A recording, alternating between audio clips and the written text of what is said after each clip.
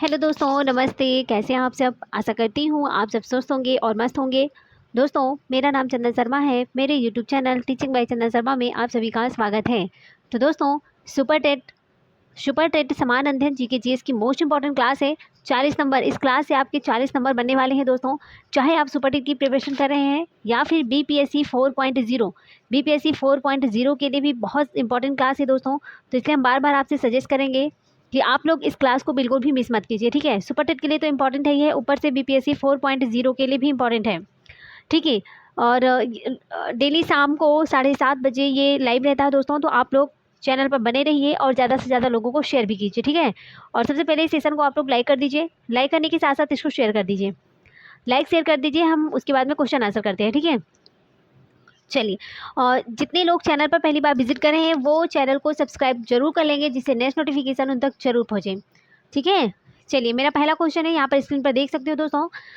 मेरा पहला क्वेश्चन है, संविधान का कौन सा आर्टिकल नागरिकों के मौलिक कर्तव्यों की चर्चा करता है? संविधान का कौन सा अनुच्छेद नागरिकों के मौलिक कर्तव्यों की चर्चा करता है? बताइए। आर्टिकल 15 होगा, आर्टिकल 21A होगा, आर्टिकल 51A होगा या फिर आर्टिकल 41 होगा, मीन्स 41। बताइए, संविधान का कौन सा अनुच्छेद नागरिकों के मौलिक कर्तव्यों की चर्चा करता है? यहाँ पर राइट आंसर हो जाएगा दोस्तों, ऑप्शन सी हो जाएगा, आर्टिकल 51A, है ना। आर्टिकल 51A में नागरिकों के मौलिक कर्तव्यों की चर्चा की गई है। चलिए आगे देखते हैं। अब हम बात करेंगे दोस्तों आर्टिकल 15 के बारे में, आर्टिकल 21A और आर्टिकल 41। देखिए, आर्टिकल 51A में तो हमने देख लिया। अब आर्टिकल 15 में ये कहा गया है, जाति लिंग या जन्म स्थान के आधार पर भेदभाव से संबंधित है। तो किससे संबंधित है दोस्तों? जन्म स्थान, जाति, लिंग के आधार पर भेदभाव से संबंधित है। और इसका अर्थ ये होता है कि राज्य को इन आधारों पर किसी भी नागरिक के साथ भेदभाव नहीं करना चाहिए। आर्टिकल 15 यही कहता है कि किसी भी भारतीय नागरिक के साथ भेदभाव नहीं करना है। आर्टिकल 21 से ये क्या कहता है? तो आर्टिकल 21 से ये कहता है कि राज्य 6 से 14 वर्ष की आयु के सभी बच्चों को निःशुल्क और अनिवार्य शिक्षा प्रदान करेगा। ये आर्टिकल बहुत इंपॉर्टेंट है। आर्टिकल 41 की बात करते हैं तो इसका उद्देश्य मेनली यही होता है, बेरोजगारी, वृद्धावस्था, बीमारी, अपंगता और अयोग आवश्यकता की स्थिति में व्यक्तियों के लिए कार्य, शिक्षा और सार्वजनिक सहायता अधिकारों की रक्षा करना। तो आर्टिकल 15, आर्टिकल 21A, आर्टिकल 41 और आर्टिकल 51A हमने चारों आर्टिकल को डिस्कस कर लिया है। चलिए नेक्स्ट क्वेश्चन देखते हैं। कौन सा निकाय शिक्षकों के लिए पेशेवर मानदंड निर्धारित करता है? कौन सा निकाय है जो शिक्षकों के लिए पेशेवर मानदंड निर्धारित करता है? बताइए। NCTE होगा, CBSE होगा, UGC होगा या फिर AICTE? बताइए। NCTE, CBSE होगा, UGC होगा, UGC होगा या फिर AICTE? बताइए, कौन सा निकाय है जो शिक्षकों के लिए पेशेवर मानदंड निर्धारित करता है? तो यहाँ पर राइट आंसर हो जाएगा दोस्तों, ऑप्शन ए हो जाएगा, NCTE। क्या हो जाएगा? ऑप्शन ए हो जाएगा, NCTE। NCTE शिक्षकों के लिए पेशेवर मानदंड निर्धारित करता है। चलिए आगे देखते हैं। तो NCTE के बारे में देख लेते हैं दोस्तों। NCTE इसका पूरा नाम होता है, इसका फुल फॉर्म है NCTE का राष्ट्रीय शिक्षक शिक्षा परिषद। क्या है? राष्ट्रीय शिक्षक शिक्षा परिषद। यह एक वैधानिक निकाय के रूप में 17 अगस्त 1995 को राष्ट्रीय शिक्षक शिक्षा परिषद अधिनियम 1993 के अनुसरण में अस्तित्व में आया था। NCTE का मुख्य उद्देश्य होता है पूरे देश में शिक्षक शिक्षा प्रणाली के नियोजित और समन्वित विकास को प्राप्त करना।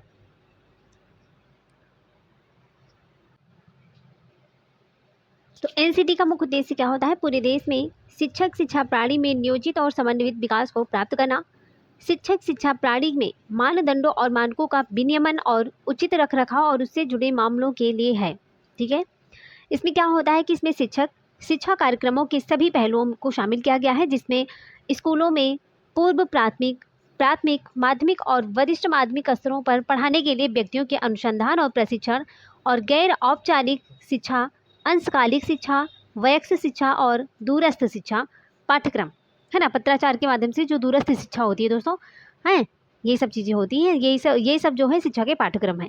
चलिए आगे देखते हैं। नेक्स्ट क्वेश्चन है, भारत की पहली पूर्णकालिक महिला रक्षा मंत्री कौन है? भारत की पहली पूर्णकालिक महिला रक्षा मंत्री कौन है? इंदिरा गांधी होगा, निर्मला सीतारमण, अमृत कौर या फिर Sucheta Kripalani? Most important question है दोस्तों, ये क्वेश्चन बहुत इंपॉर्टेंट है। भारत की पहली पूर्णकालिक महिला रक्षा मंत्री कौन है? तो यहाँ पर राइट आंसर हो जाएगा दोस्तों, यहाँ पर राइट आंसर है निर्मला सीतारमण। ऑप्शन बी हो जाएगा निर्मला सीतारमण। चलिए आगे देखते हैं। नेक्स्ट क्वेश्चन है कि पेपर गोल्ड के नाम से क्या जाना जाता है? वेरी इंपॉर्टेंट क्वेश्चन है। पेपर गोल्ड के नाम से क्या जाना जाता है? ऑप्शन ए है स्वर्ण मानक पर अभी भी मुद्राएं, या फिर होगा IMF के विशेष आहरण अधिकार SDR होगा। ऑप्शन थर्ड है विश्व बैंक की विशेष आवास सुविधा होगा, या फिर ऑप्शन 4 उपरोक्त में से सभी या फिर ऊपर के सभी। बताइए पेपर गोल्ड के नाम से क्या जाना जाता है? पेपर गोल्ड के नाम से किसे जाना जाता है दोस्तों? तो यहाँ पर राइट आंसर हो जाएगा ऑप्शन बी हो जाएगा IMF के विशेष आहरण अधिकार SDR। ओके, चलिए तो यहाँ पर पेपर गोल्ड का मतलब ये होता है, पेपर गोल्ड वह शब्द होता है जो IMF के विशेष आहरण अधिकारों को दर्शाता है। अब बात करते हैं विशेष आहरण अधिकार। ये मेनली एक प्रकार का पूरक विदेशी मुद्रा आरक्षित संपत्ति है। ठीक है, तो विशेष आहरण अधिकार क्या होता है? ये एक प्रकार का पूरक विदेशी मुद्रा आरक्षित संपत्ति है। अब बात करते हैं स्वर्ण मानक पर अभी भी मुद्राएं हैं। आज स्वर्ण मुद्रा नहीं होगा, लेकिन यह एक आंतरिक मूल्य रखता है और किसी भी प्रतिपक्ष जोखिम से मुक्त भी है। विश्व बैंक की विशेष आवास सुविधा की बात करते हैं तो अविकसित विकासशील देशों में आवास के लिए विश्व बैंक के द्वारा प्रदान किया गया वित्तीय अनुदान, यही होता है विश्व बैंक की विशेष आवास सुविधा। ठीक है, चलो जी आगे देखते हैं। नेक्स्ट क्वेश्चन है, भारतीय संविधान की समवर्ती सूची की अवधारणा किस देश के संविधान से प्रेरित है? भारतीय संविधान की समवर्ती सूची की अवधारणा किस देश के संविधान से प्रेरित है? संयुक्त राज्य अमेरिका होगा, ऑस्ट्रेलिया होगा, कनाडा होगा या फिर रूस होगा? भारतीय संविधान की समवर्ती सूची की अवधारणा किस देश के संविधान से प्रेरित है? इसका राइट आंसर क्या हो जाएगा? देखिए इसका राइट आंसर हो जाएगा दोस्तों ऑप्शन बी हो जाएगा ऑस्ट्रेलिया। क्या हो जाएगा? समवर्ती सूची कहाँ से लिया गया है? तो ऑस्ट्रेलिया से लिया गया है। ठीक है, ये इंपॉर्टेंट क्वेश्चन है। समवर्ती सूची दोस्तों ऑस्ट्रेलिया से लिया गया है। ठीक है, चलो जी आगे देखते हैं। देखिए भारत के संविधान को संविधान सभा द्वारा तैयार किया गया है, तो भारत के संविधान को संविधान सभा के द्वारा ही तो तैयार किया गया है।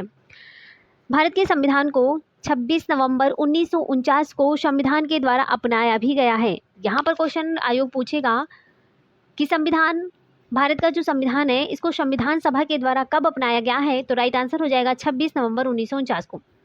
अब बात करते हैं कि भारत का संविधान लागू कब हुआ। तो लागू कब हुआ था दोस्तों? आपको बताना है लागू कब हुआ। तो 26 जनवरी 1950 को लागू हुआ। भारत का जो संविधान है वो 26 जनवरी 1950 को तो लागू हुआ और इसको संविधान सभा के द्वारा अपनाया गया था 26 नवंबर 1949 को। ठीक है, चलो जी, भारतीय संविधान की कई विशेषताएं दुनिया के अन्य देशों के संविधानों से प्रभावित भी है, जैसे कि ऑस्ट्रेलिया से ली गई जो महत्वपूर्ण विशेषताएं हैं। सबसे पहली बात तो ऑस्ट्रेलिया से लिया गया है समवर्ती सूची को, संयुक्त क्षेत्र का विचार है और व्यापार और वाणिज्य। ठीक है, ये सारी चीज़ें ऑस्ट्रेलिया के संविधान से लिया गया है। चलो आगे देखते हैं। नेक्स्ट क्वेश्चन है, शारदा अधिनियम किससे संबंधित है? शारदा अधिनियम किससे संबंधित है? शारदा नदी से, बाल विवाह से, दहेज से या फिर पुलिस सुधार से? शारदा अधिनियम किससे संबंधित है? शारदा अधिनियम किससे संबंधित है दोस्तों? तो शारदा अधिनियम की बात करते हैं तो ये बाल विवाह से संबंधित है। किसे? बाल विवाह से। Option B is the right answer, है ना, बाल विवाह से संबंधित है। चलो आगे देखते हैं। नेक्स्ट क्वेश्चन है कि राज्य संविधान समिति के अध्यक्ष कौन थे? राज्य संविधान समिति के अध्यक्ष कौन थे? जवाहरलाल नेहरू थे, वल्लभ भाई पटेल जी थे, बी पट्टाभी सीतारमैया थी या फिर जी.बी. मावलंकर थे? बताइए राज्य संविधान समिति के अध्यक्ष कौन थे? तो यहाँ पर राइट आंसर क्या हो जाएगा? यहाँ पर राइट आंसर हो जाएगा दोस्तों ऑप्शन ए हो जाएगा जवाहरलाल नेहरू। क्या हो जाएगा? जवाहरलाल नेहरू, है ना, जवाहरलाल नेहरू। चलो आगे देखते हैं। देखिए समिति और उनके अध्यक्ष को हम फटाफट देख लेते हैं। राज्य समिति की बात करते हैं तो जवाहरलाल नेहरू जी थे, और अल्पसंख्यक और जनजातीय और बहिष्कृत क्षेत्रों पर समिति वल्लभ भाई पटेल जी थे। सदन समिति की बात करते हैं तो बी पट्टाभी सीतारमैया। ठीक है, बी पट्टाभी सीतारमैया ये सदन समिति के थे अध्यक्ष, और संविधान सभा की कार्यों पर समिति इसके अध्यक्ष थे जी.वी. मावलंकर। तो तो ये पॉइंट बहुत ज़्यादा इंपॉर्टेंट है, आप लोग प्लीज़ इसको नोट डाउन कर लीजिएगा, बहुत ही इंपॉर्टेंट है। चलिए दोस्तों आगे देखते हैं। नेक्स्ट क्वेश्चन है, दिसंबर 2018 में जलवायु परिवर्तन पर अंतर्राष्ट्रीय सम्मेलन कहाँ आयोजित किया गया था? दिसंबर 2018 में जलवायु परिवर्तन पर अंतर्राष्ट्रीय सम्मेलन कहाँ पर आयोजित किया गया था? कंकुन मैक्सिको, डरबन दक्षिण अफ्रीका, कैटोविस पोलैंड या फिर दोहा कतार? बताइए। दिसंबर 2018 में जलवायु परिवर्तन पर अंतर्राष्ट्रीय सम्मेलन कहाँ आयोजित किया गया था? यहाँ पर राइट आंसर हो जाएगा दोस्तों, बताइए, हो जाएगा Katowice Poland. Option C is the right answer, Katowice Poland. चलिए नेक्स्ट क्वेश्चन देखते हैं, केंद्रीय ग्लास और सिरेमिक अनुसंधान संस्थान कहाँ पर स्थित है? ये बहुत ज़्यादा इंपॉर्टेंट है, सुपर टेट का फेवरेट क्वेश्चन है। केंद्रीय ग्लास और सिरेमिक अनुसंधान संस्थान कहाँ पर स्थित है? आगरा में, खुर्जा, कानपुर या फिर फिरोजाबाद? अच्छा बताइए आप लोग, फिरोजाबाद कहाँ मतलब किस चीज़ के लिए फेमस है? केंद्रीय ग्लास और सिरेमिक अनुसंधान संस्थान कहाँ स्थित है, इसको तो बताओगे ही आप लोग, लेकिन क्लास खत्म होने के बाद आप लोगों को कमेंट बॉक्स में ये बताना है फिरोजाबाद किसके लिए फेमस है। ठीक है, आपको बताना होगा। जितने लोग क्लास को देखेंगे वो सारे लोग फिरोजाबाद में कौन सी चीज़ फेमस है उसके बारे में बताएंगे। ठीक है, तो केंद्रीय ग्लास और सिरेमिक अनुसंधान संस्थान कहाँ पर स्थित है दोस्तों? ये स्थित है खुर्जा में। कहाँ पर? Option B is the right answer, Khurja. कहाँ पर? खुर्जा। ओके, चलो जी आगे देखते हैं। चलिए, भारत के 23वें मुख्य चुनाव आयुक्त कौन थे? भारत के 23वें मुख्य चुनाव आयुक्त कौन थे? ओपी रावत, अचल कुमार ज्योति, सुनील अरोड़ा या फिर एस वाई कुरैशी? बताइए, भारत के 23वें मुख्य चुनाव आयुक्त हैं, कौन थे? है नहीं है? बताइए, राइट आंसर क्या हो जाएगा? राइट आंसर है दोस्तों ऑप्शन सी है, Sunil Arora. Option C is the right answer. चलो आगे देखते हैं। देखिए, ओपी रावत की बात करते हैं तो ये भारत की 22वें नंबर के मुख्य चुनाव आयुक्त हैं, और अचल कुमार ज्योति की बात करते हैं तो ये 21वें नंबर की थी, है ना, 6 जुलाई 2017 से 23 जनवरी 2018 तक थी। और एस वाई कुरैशी भारत के 17वें नंबर के मुख्य चुनाव आयुक्त हैं, और 24वें मुख्य चुनाव आयुक्त के रूप में कौन है? सुशील चंद्र। कौन है? सुशील चंद्र जी हैं 24 नंबर के। ठीक है, तो ये डाटा आप लोग नोट डाउन कर लीजिएगा, इंपॉर्टेंट है। चलिए आगे देखते हैं। नेक्स्ट क्वेश्चन है कि भारत में स्थापित पहला राष्ट्रीय उद्यान कौन सा? वेरी इंपॉर्टेंट क्वेश्चन है, ऐसा कोई एग्जाम नहीं है जिसमें यूपी का ऐसा कोई एग्जाम नहीं है दोस्तों जिसमें क्वेश्चन पूछा नहीं जाता, जिसमें क्वेश्चन पूछा नहीं जाता। बताइए, बहुत इंपॉर्टेंट है इसलिए आप, और इजी भी है तो आपको रिप्लाई करना है कि भारत में स्थापित पहला राष्ट्रीय उद्यान कौन सा है? जिम कार्बेट उद्यान, जिम कार्बेट राष्ट्रीय उद्यान होगा, दुधवा राष्ट्रीय उद्यान होगा, पेरियार राष्ट्रीय उद्यान होगा या फिर मानस राष्ट्रीय उद्यान? बताओ, भारत में स्थापित पहला राष्ट्रीय उद्यान कौन सा है? चलिए बताइए, पता कौन सा है? जिम कार्बेट है। Option A is the right answer, Jim Corbett राष्ट्रीय उद्यान है। अच्छा बताइए, है कहाँ? तो जिम कार्बेट राष्ट्रीय उद्यान उत्तराखंड में है। ठीक है, दुधवा की बात करते हैं, लखीमपुर खीरी उत्तर प्रदेश में है। पेरियार कहाँ पर है आपको बताना है, और मानस असम में है। चलिए आगे देखते हैं। देखिए, दुधवा राष्ट्रीय उद्यान, और ये इसका तो आंसर मिल ही गया आप लोगों को, मैंने क्वेश्चन पूछा आंसर। चलिए कोई बात नहीं, आप लोग कमेंट बॉक्स में बता भी दीजिएगा, है ना। देखिए, दुधवा राष्ट्रीय उद्यान उत्तर प्रदेश के लखीमपुर खीरी जिले में स्थित है। यहाँ 1977 में राष्ट्रीय उद्यान के रूप में स्थापित किया गया था। मानस की बात करते हैं तो असम में स्थित है, हमने पहले ही बताया था, और इसका नाम ब्रह्मपुत्र की सहायक नदियों में से एक मानस के नाम पर है। असम में काजीरंगा राष्ट्रीय उद्यान नामक एक अन्य राष्ट्रीय उद्यान भी है। पेरियार की बात करते हैं तो पेरियार राष्ट्रीय उद्यान, जो कि पेरियार टाइगर आरक्षित क्षेत्र के नाम से भी जाना जाता है, दक्षिणी भारत में केरल के पश्चिमी घाटों में है। तो पेरियार कहाँ पर है? केरल में। पेरियार कहाँ पर है? केरल में। बहुत इंपॉर्टेंट है, केरल। मानस असम है, दुधवा लखीमपुर खीरी उत्तर प्रदेश में है, और जिम कार्बेट उत्तराखंड में है। चलिए आगे देखते हैं। नेक्स्ट क्वेश्चन है, निम्नलिखित में से कौन भारत की संविधान सभा के पहले अस्थायी अध्यक्ष थे? अस्थायी और अस्थायी दोनों बताना है आप लोगों को। तो अस्थायी तो यहाँ पर आपको मालूम हो जाएगा, और अस्थायी के बारे में आपको बताना है।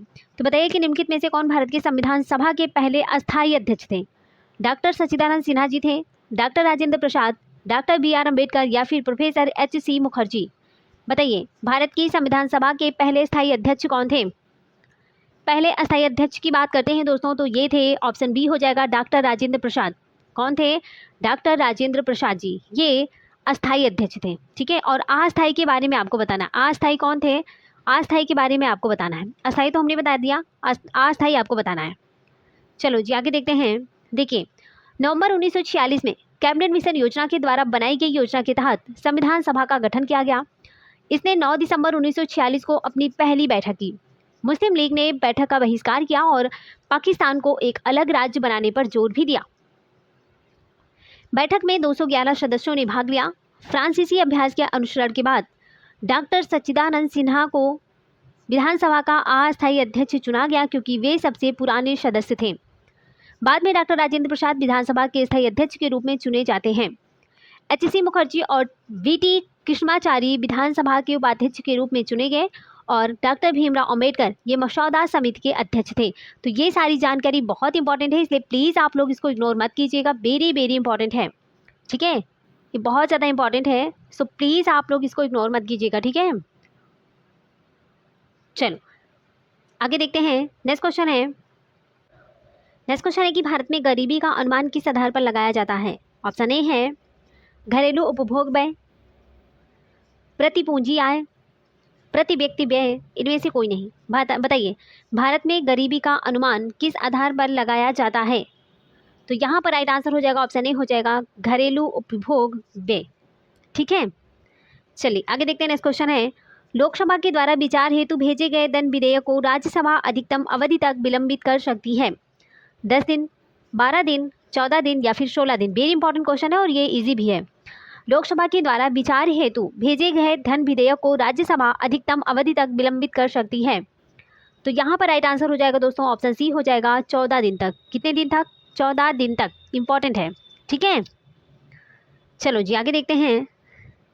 एक कंप्यूटर की भौतिक संरचना को क्या कहा जाता है। एक कंप्यूटर की भौतिक संरचना को क्या कहा जाता है? सॉफ्टवेयर कहते हैं, हार्डवेयर कहते हैं, फर्मवेयर कहते हैं या फिर ह्यूमन वेयर कहते हैं। बताइए क्या होगा। एक कंप्यूटर की भौतिक संरचना को क्या कहा जाता है? एक कंप्यूटर की भौतिक संरचना को क्या कहा जाता है? तो यहाँ पर राइट आंसर हो जाएगा दोस्तों ऑप्शन बी हो जाएगा हार्डवेयर। क्या हो जाएगा? हार्डवेयर। ओके, चलो तो दोस्तों यहाँ पर हमारे क्वेश्चन समाप्त होते हैं। Thanks for watching. दिल से बने रहने के लिए दोस्तों अगर आप हमारे चैनल पर पहली बार आप विजिट कर रहे हो तो सबसे पहले चैनल को सब्सक्राइब करके बेल आइकन को प्रेस कर लेना, जिससे नेक्स्ट नोटिफिकेशन आप तक जरूर पहुंचे। और इस सेशन को दोस्तों आप लोग लाइक कर दीजिएगा। अगर आपको लगता है कि आपकी बहन ने आपके लिए मेहनत कर रखी है तो आप इस सेशन को बिना कहे लाइक करोगे और अपने दोस्तों तक इसको शेयर भी करोगे। और कमेंट बॉक्स में प्यारा सा कमेंट जरूर डाल दीजिएगा। और जो मैंने क्वेश्चन पूछा है उसका तो आंसर मैंने जो एक्सप्लेनेशन किया तो उसमें बता दिया, लेकिन मैंने क्वेश्चन पुटअप किया है तो आप लोग अगर उसका रिप्लाई देंगे तो आपके माइंड में वो सारे क्वेश्चन अच्छे से फीड हो जाएंगे। इसलिए आप लोग, मैं यही चाहूँगी कि मैंने जितना क्वेश्चन आपसे पूछा है आप उसका रिप्लाई जरूर देंगे। कमेंट बॉक्स में उसके सारे रिप्लाई देना है आपको। ओके, चलिए तो जैसा कि मैंने आपको बताया दोस्तों कि सुपर टेट के लिए तो इंपॉर्टेंट क्लास है, एस्टेट के लिए सुपर टेट है ना, एंड बीपीएससी 4.0 के लिए भी रामबाण क्लास है। तो आप लोग प्लीज़ ये मत सोचिए कि सुपर टेट की वैकेंसी नहीं आएगी। पहले यूपी टेट होगा, देन उसके बाद में सुपर टेट होगा, तो उसी के बेस पर तैयारी करते रहिए। सुपर टेट के हिसाब से करिए, यूपी टेट तो अपने आप से निकल जाएगा, है ना। उसी सेम सिलेबस तो वही है ना, बस थोड़ा बहुत चेंजिंग है। सुपर टेट में ज़्यादा है और यूपी टेट में 5 ही सब्जेक्ट हैं। तो आपको क्या करना है, आपको सुपर टेट के अकॉर्डिंग तैयारी करना है। यूपी टेट का एग्जाम आएगा एकदम पास, तो वनली यूपी टेट की प्रैक्टिस करना। वैसे मतलब कि यूपी टेट आप लोग इतना तो आप लोगों ने इतने दिन से भर्ती का इंतजार करो और सबको मतलब कि इतनी सारी मतलब कि अगर पेपर आ जाएगा तो आप लोग अच्छे से वैसे भी कर लोगे। तो मैं यही कहूँगी कि आप यूपी टेट के पीछे मत भागिए, सुपर टेट के पीछे भागिए, है ना। यूपी टेट तो वैसे भी क्लियर हो जाएगा, बस आप लोग सुपर टेट पर ज़्यादा ध्यान दीजिए। चलिए तो इसी के साथ दोस्तों हम मिलेंगे नेक्स्ट वीडियो में। तब तक के लिए bye bye, take care, see you.